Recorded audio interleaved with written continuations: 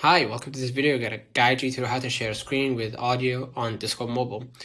So open your Discord, click the arrow thing to go back.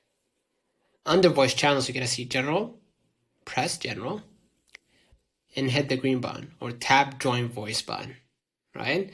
Given the fact that I'm recording right now, I won't be able to join, but I recorded a separate video documenting what's inside the voice call, right?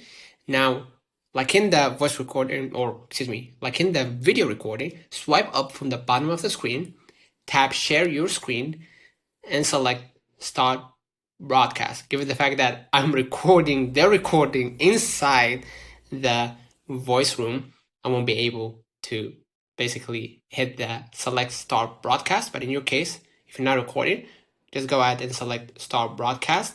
Note, Android 10 Plus is generally required for internal audio sharing, while iOS requires typically using the microphone. So consider liking this video, subscribing. It really helps with the channel. Until next time.